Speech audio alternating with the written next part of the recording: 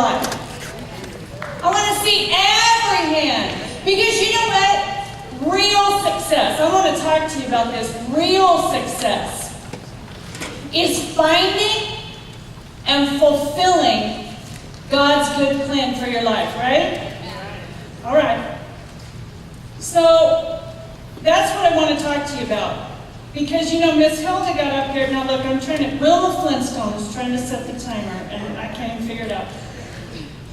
Miss Hilda got up here, and she came with the electronics, and she's all, this is how it's done, and she made her transition just like it's supposed to be.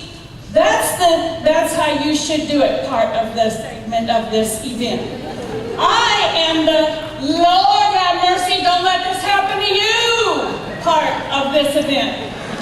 If it could be done wrong, I have done it wrong. If there is a way to screw it up, I have screwed it up.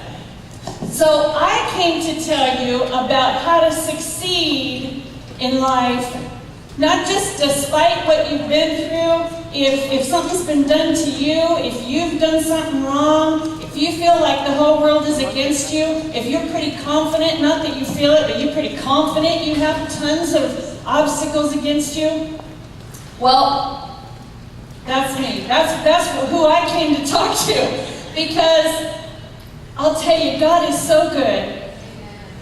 He can work everything together for your good.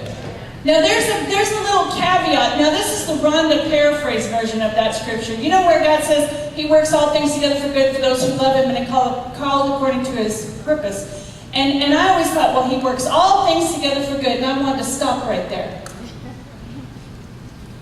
But it's for those of us who are called.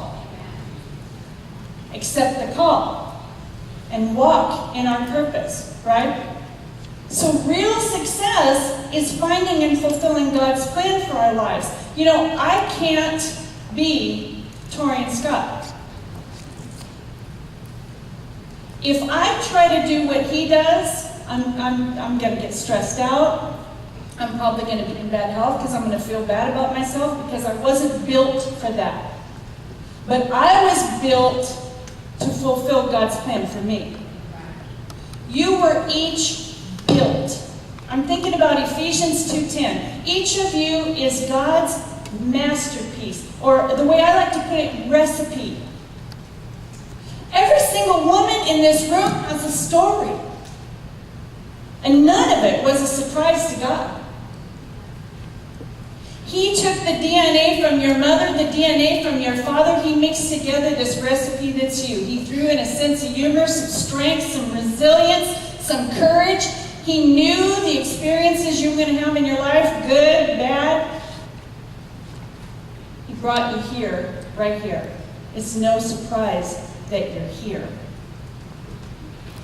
So, what I want to do is to help you find and fulfill that plan.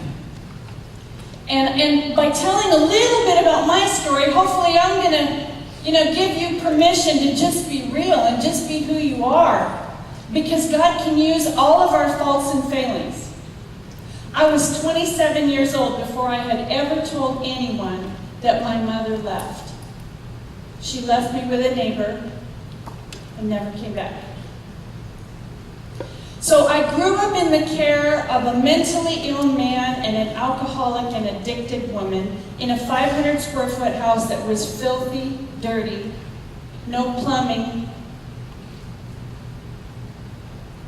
no heating, certainly no air conditioning. We always had cigarettes. We usually had alcohol, and we had the occasional baggie of pot that we bought from the neighbors next door, but we didn't have regular food. I was homeless for a time.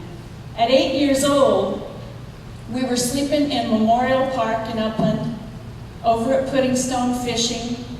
If we didn't catch anything, we didn't eat that day. I used to go down to the dump. I think it was off of Milliken. I don't know if it's still down there. Back when you could just walk into the dump, and we'd go every week and we'd pick through and we'd see what we could find and use. And that's what I wore to school. So without a shower, without working plumbing, I was filthy, dirty. I was disgusting. People didn't make eye contact with me. That's where I started, and I was ashamed of that, and I didn't want to tell anybody about all that. But now I know that all the stuff that I've been through in my life, what was done to me, the mistakes I've made, God has used every single one of them. Because I went from that dirty, filthy, white trash girl to being on the Today Show, to having my own radio.